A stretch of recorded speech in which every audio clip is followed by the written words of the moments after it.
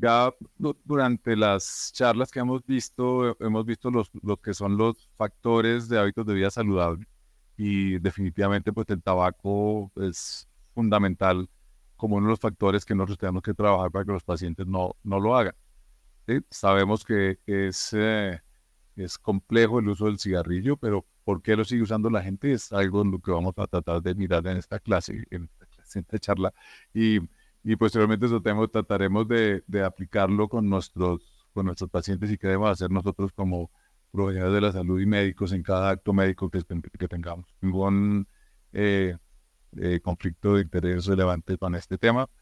Em, ¿Qué sabemos hoy? Que de todos modos países de alto ingreso, donde ya muy buenas estadísticas han podido determinar que el cigarrillo es la causa de muerte prematura más importante eh, antes de los 70 años en las personas y que definitivamente el consumo de sustancias relacionadas al cigarrillo ha dejado, si sumamos las muertes que ha habido en Canadá, en los Estados Unidos y en el Reino Unido durante los últimos 60 años, definitivamente ha habido como 41 millones de personas que han muerto de enfermedades que de una manera u otra están asociadas a el cigarrillo.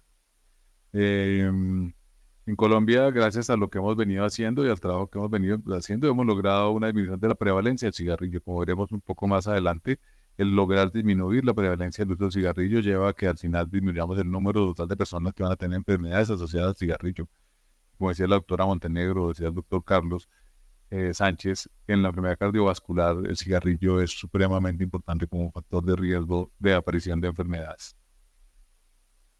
Y en Colombia hoy, pues, un dato que encontré, Darío me corregirá, pero es un dato de que hay 26.640 muertes al año evitables, pero eso produce realmente dos personas que mueren muy jóvenes y produce la pérdida de 674.000 días, años de vida pues por la muerte de las personas, lo que lleva pues realmente a una pérdida muy importante para las familias, para la economía, para todo el mundo.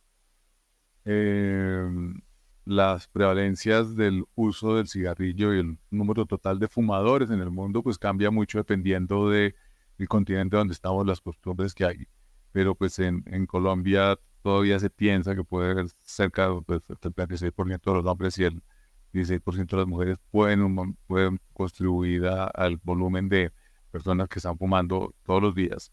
Y eh, definitivamente, pues, a pesar de que sabemos que es una causa muy importante de morbilidad en los últimos 50 años, es muy poquito lo que hemos hecho realmente como sociedad para lograr que esto disminuya de manera significativa. Hay algunos datos que tenemos hoy, que el riesgo para desarrollar la enfermedad en fumadores es alto, lo sabemos, pero hemos hecho poco.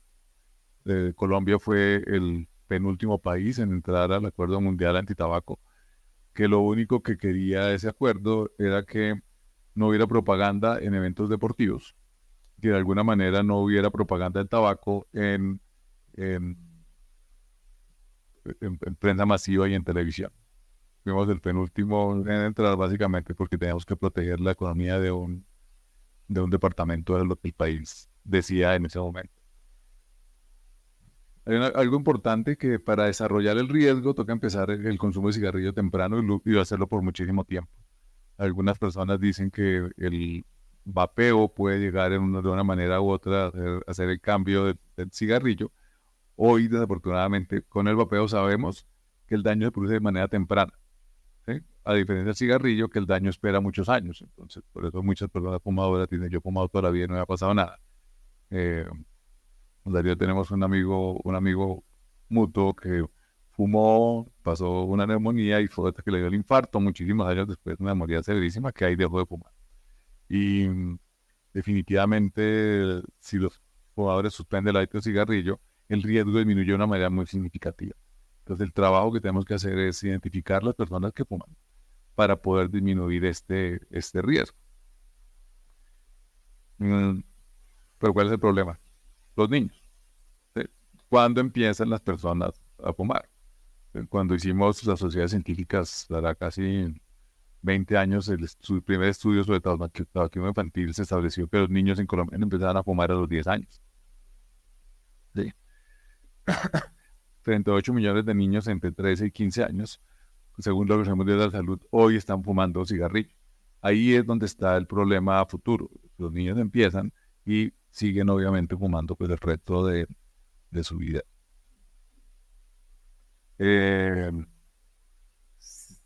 el mundo sí está fumando un poquito menos, pero todavía sigue habiendo como más o menos 1.300 millones de personas que fuman. Es decir, el mundo tiene 7 millones, 7.000 millones de personas. Son 7 millones, no sé, 7 millones de personas. Tenemos como un 20% de la población del mundo que está fumando y todos vamos a tener una muertes prematuras muy significativas. Se espera que con las medidas que tengamos una disminución progresiva del número total de personas que fuman y por lo tanto el riesgo, pero esa disminución va a ser realmente lenta y tenemos que pues trabajar para que sea mucho más rápida la disminución. Pero ¿cuál es pues es el problema? Nosotros hemos visto esos experimentos donde pusieron a los chimpancés a fumar, ¿sí? Y los chimpancés seguían fumando. Ellos no tenían ninguna razón para mantener pues una vida social, que pues, muchas veces los pacientes nos dicen que fuman porque pues el grupo social que están tomando alcohol y que en ese momento sienten la necesidad de fumar o que fuman por estar con amigos. Estos eh, primates lo que hacían era fumar porque les dieron los cigarrillos y enseñaron a prenderlos. Y simplemente fumaban y fumaban y fumaban porque pues había algo que los estaba obligando a fumar, que definitivamente pues es la nicotina.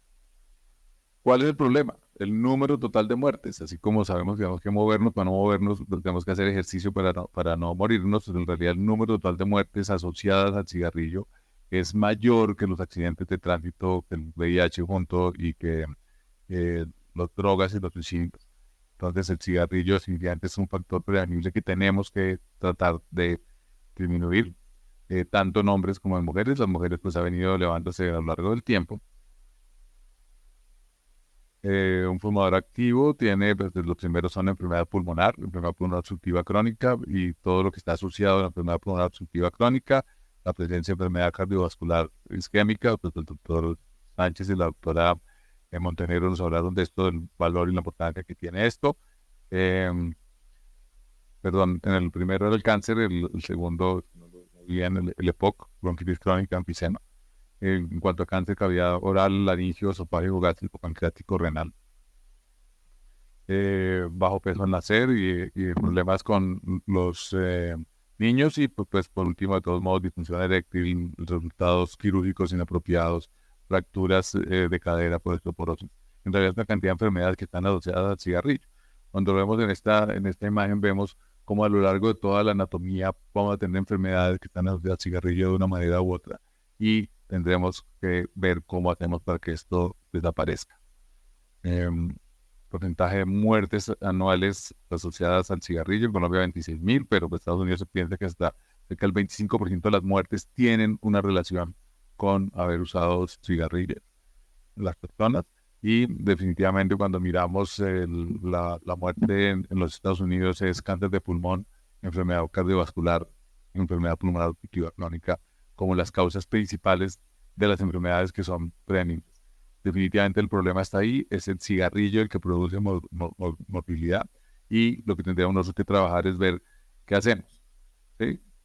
Un problema serio es que la industria tabacalera ha movido como vieron que en los países desarrollados está disminuyendo el consumo, entonces empezaron a moverse entre los países en desarrollo para tratar de que haya más consumo, ¿sí? Aquí tenemos menos regulación, tenemos la venta del tabaco a menudeo. En los Estados Unidos nadie puede comprar un tabaco, si quiere comprar cigarrillos, tiene que comprar una cajetilla entera. Aquí todavía, a pesar de estar prohibido, se puede comprar cigarrillos al menudeo. Y pues definitivamente la morbilidad en nuestros países está aumentando de una manera significativa y todo nos falta acabar de ver todo lo que va a suceder hacia futuro. ¿Qué sabemos? Pues si bien lo que está sucediendo es complejo, lo que nosotros sabemos hoy es que podemos de una manera u otra disminuir la prevalencia de la enfermedad y si logramos que las personas dejen de fumar, el riesgo de morirse por una enfermedad asociada al consumo de cigarrillo va disminuyendo de manera progresiva. En cáncer de pulmón, todos sabemos que la principal causa de muerte de una persona que aún fuma, que se salvó de un cáncer de pulmón, es otro cáncer de pulmón. ¿Sí? Pero si una persona deja de fumar hoy, a lo largo del tiempo y cuando llegamos a 20 años después de dejar de fumar, el riesgo de hacer un cáncer de pulmón puede ser muy similar a las personas que nunca fumaron. Eh, en estudios hechos por Pito y su equipo en Inglaterra, siguiendo a médicos que nacieron desde comienzos del siglo XX y que habían dejado de fumar, pues observaron definitivamente que cuando comparaban los que nunca fumaron, los que fumaron, esos médicos vivían 10 años más, las personas que nunca fumaron. Entonces, definitivamente, pues es bueno dejar de fumar. Pero Prito no descubrieron nada diferente de algo que ya habían descubierto en los 30, las compañías de seguros. Las compañías de seguros habían estimado que el riesgo de morir si una persona fumaba comparado con los que no fumaban era mucho mayor y obviamente entonces le ponían primas diferentes y las compañías de seguros pues han ayudado a esclarecer esto un poquito, pero ya se sabía que había más muertes si la persona fumaba. Las empresas quiero que no fue pues poner unas primas mayores, la primera a las personas que fumaban, porque obviamente se iban a morir antes, iban a producir pues eh, un, un cobro de los seguros, entonces, pero esa información ya la tenía el mundo. ¿Qué fue lo interesante del estudio de Pito? Que lograron mirando que si nosotros dejábamos de fumar, dependiendo del momento en que se dejaba de fumar, uno podía ganar años de vida. Y ahí sale lo que pues, ya sabemos que es que entre más temprano se deje de fumar, más años de vida vamos a ganar. Cuando se dejaba de fumar después de los 50 años, eran muy poquitos los años de vida que se ganaban. Cuando bajábamos a dejar de fumar entre los 45 y 54, se ganaba un poquito más años de vida. Y definitivamente si la persona dejaba de fumar entre los 35 y 44, fíjense que la curva de mortalidad era casi igual a las que nunca habían fumado. Entonces, entre más temprano se deje fumar, es mejor. ¿Sí? Y pues eso ya me lo sabíamos. Entonces, ¿qué tenemos que hacer? Primero, nunca empezar a fumar, pero después, por otro lado, dejar de fumar lo más temprano posible para que no nos vaya a producir una muerte prematura el cigarrillo. Entonces, ¿cuántos años de vida ganamos si dejamos de fumar a los 30 años? 10 años. Si dejamos de fumar a los 40, 9. Ya es un poquito tarde a los 50 porque son solo 6. Y si dejamos a los 60, son solo 3 años. Entonces, entre más temprano lo hagamos es muchísimo, muchísimo mejor. Y definitivamente el principal peso en la enfermedad cardiovascular, cuando vemos que reduce el número de mortalidad, es dejar de fumar. ¿Sí? No tanto el colesterol, no tanto la presión arterial. Entonces, el hábito del cigarrillo es bien importante. Nosotros hemos visto en nuestro chequeo ejecutivo un cambio muy significativo de las personas fumadoras a las no fumadoras. Cuando yo era fellow en esta organización hace como un par de años, en 1986, le hacíamos espirometría a todos los pacientes fumadores, y en esa época el doctor Maldonado convenció a la fundación de que le hiciéramos carboxhemoglobina a todas las personas. Entonces los pacientes de chequeo pues, fue difícil porque no se pudo seguir haciendo. Le medíamos la carboxhemoglobina, entonces sabíamos que los que tenían más de 10 estaban fumando. ¿Sí? Y fuera de eso les calculábamos el riesgo de hacer enfisema con una escala gamática que daba la posibilidad de calcular. Hoy no podríamos hacer el trabajo porque prácticamente nadie fuma de los pacientes que estamos nosotros viendo. Y lo vemos con los resultados buenos que tenemos en disminución del síndrome coronario en nuestros pacientes. O sea, la patología que teníamos nosotros en nuestros pacientes hace 40 años, 35 años, era muy diferente a la que tenemos hoy. Creo que algo sí hemos logrado con los pacientes de la fundación. Bueno, la prevalencia nuevamente, niños empiezan a fumar desde niños y la mayor prevalencia de los fumadores está entre los 35 y 45 años. Entonces, algo que tenemos nosotros que trabajar para ver cómo disminuimos esa prevalencia. Si nosotros somos capaces de disminuir la prevalencia en 1%, definitivamente vamos a tener, um, vamos a tener una disminución del número total de pacientes y es el trabajo que tenemos que hacer nosotros todos los días. ¿Por qué no deja de fumar sabiendo que se va a morir, que espera morirse de esta enfermedad? Básicamente por la nicotina. Y cualquier cosa que hagamos nosotros, lo que tenemos que hacer es ver cómo hacemos para que la persona no esté expuesta a la nicotina de temprano. ¿Sí? Uno de los problemas que tiene el vapeo es que la exposición total a nicotina es muchísimo mayor, que puede ser mucho mayor que la que da el cigarrillo. ¿Sí? Entonces, pues porque obviamente lo que buscan es la adicción, que tiene una cantidad, más de 4.000 químicos, el humo del cigarrillo, y esos químicos muchos son cancerígenos, otros simplemente producen pues enfermedad pulmonar, muchos tienen que ver con del sitio donde se cultivó el tabaco y al final lo que van a producir, por ejemplo, para producir EPOC, que es una alteración del sistema oxidasa-antioxidasa. Entonces simplemente nos llevan a que tengamos pues enfisema. Definitivamente el que fuma no fuma solo. ¿Sí? Cuando uno pasa al lado de un fumador, está inhalando lo que está haciendo la persona y definitivamente el cigarrillo pues, afecta también a los fumadores pasivos, pero ¿cómo produce enfermedad?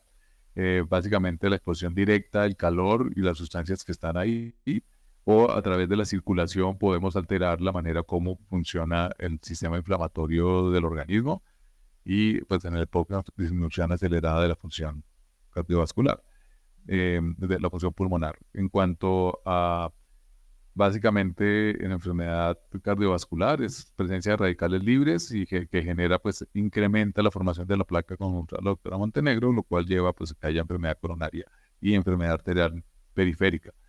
Ustedes saben que una de las poquitas entidades que tiene screening obligatorio es una persona, es el aneurisma de aorta en un fumador. Tiene que si ha fumado más de 35 años, paquete y dejó de fumar hace menos de 15 años, nos toca hacer de todos los años screening para ver que no tenga un aneurisma de aorta parecido a lo que hacemos con el cáncer de pulmón.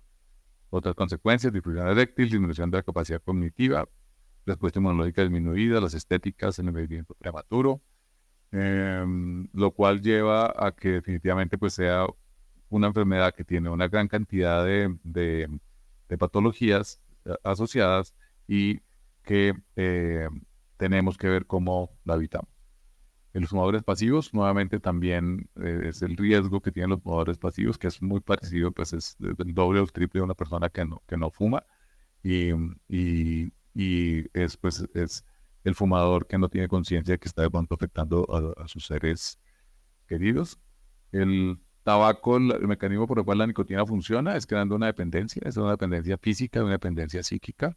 Y definitivamente, pues lo que hemos podido avanzar es en dónde está ese proceso de lo que está sucediendo con la nicotina, pero hoy que sabemos que no hay ninguna sustancia que produzca más gratificación que la nicotina cuando el cuerpo la necesita. Los fumadores regulan la cantidad de nicotina que van a hacer, haciendo pues, múltiples inhalaciones de un cigarrillo. Y ustedes algunas veces han visto pronto fumadores bien avesados, los cuales se fuman un cigarrillo en 2 minutos, porque son capaces de inhalar la cantidad suficiente de nicotina que necesitan para mantener los niveles de nicotina de una manera activa. La nicotina funciona como cualquier otra sustancia, como la heroína, como el licor, como la cocaína, y definitivamente pues creamos lo que pues, hoy se define, de acuerdo a la clasificación psiquiátrica, como un trastorno por abuso de sustancia, ya que genera tolerancia, genera síndrome de abstinencia, cravings, y definitivamente pues es, es bien significativo el que podamos decir que la nicotina es la sustancia que está afectando las personas y lo que tenemos que hacer es evitar el contacto con la nicotina o usar la misma nicotina como parte del tratamiento para que las personas dejen de fumar. El principal problema, tanto como con el vapeo o con el cigarrillo, es que las tabacaleras han aumentado la cantidad de nicotina en el tabaco, obviamente para lograr que las personas fumen un poquito más y, y nuevamente, si no los ponemos a un niño al tabaco, pues nunca va a volver un fumador. Pero ¿qué es lo que sucede realmente? La nicotina llega al núcleo tegmentario ventral, donde ahí libera dopamina. Y la dopamina va al núcleo accumbens, donde va realmente la persona a sentir la gratificación. Ahí es donde sentimos la gratificación y la gran estimulación que siente la persona al fumar, que es el mismo núcleo de la recompensa que usamos para, pues, cuando tomamos azúcar, cuando tomamos una fresa, cuando hacemos una cantidad de actividades. Ese núcleo es el núcleo que obliga a la persona a seguir fumando de manera significativa.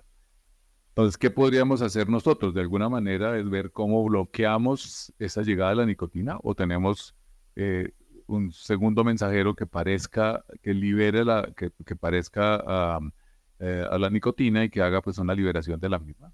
Y es lo que hemos venido utilizando realmente pues esta es la actividad usando carbono radioactivo, lo que sucede en un fumador y un no fumador de la activación cerebral con el cigarrillo.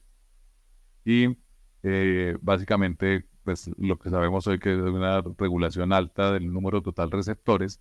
Entonces el número total de receptores de nicotina van aumentando si yo fumo, entonces la necesidad de fumar más va a ser muy, muy importante.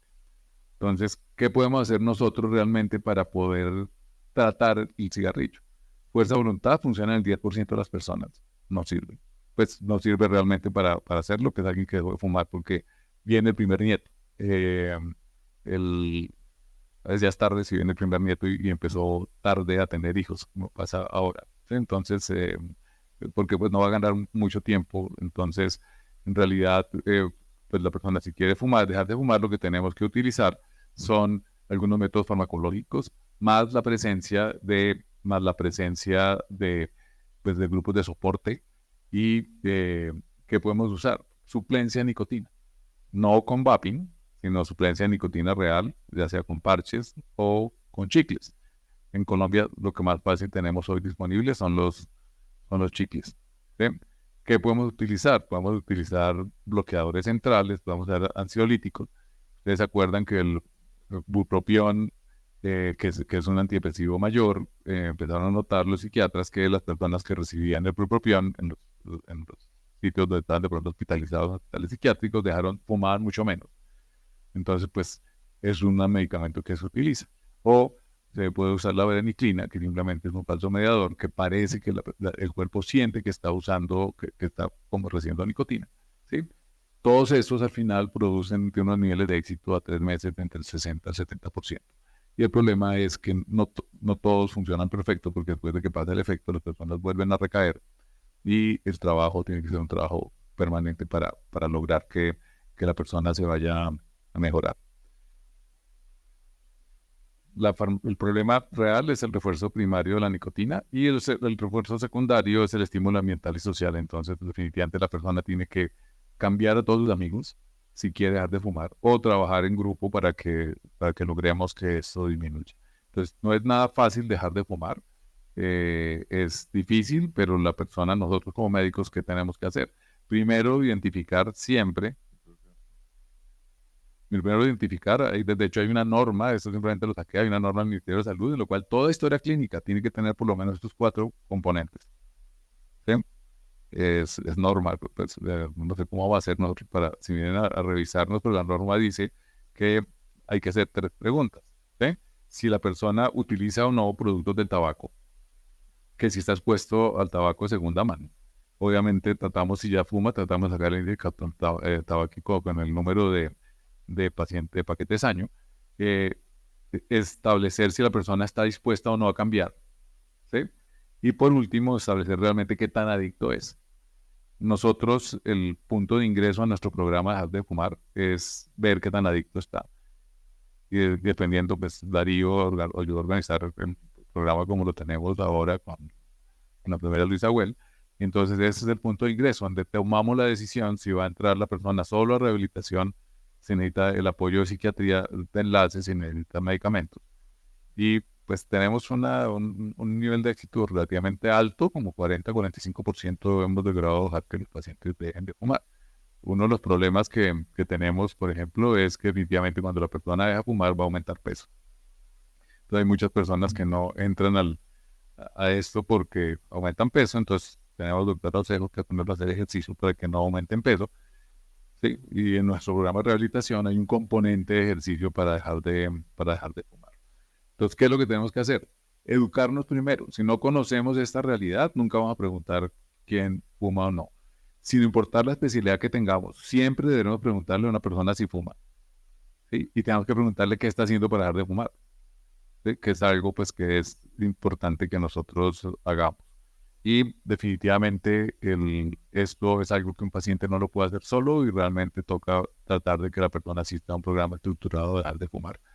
Vemos que es uno de los pilares de los hábitos de vida saludables el no fumar, pero en realidad lo que tenemos que hacer es ver cómo evitamos la exposición de los niños a el humo del cigarrillo.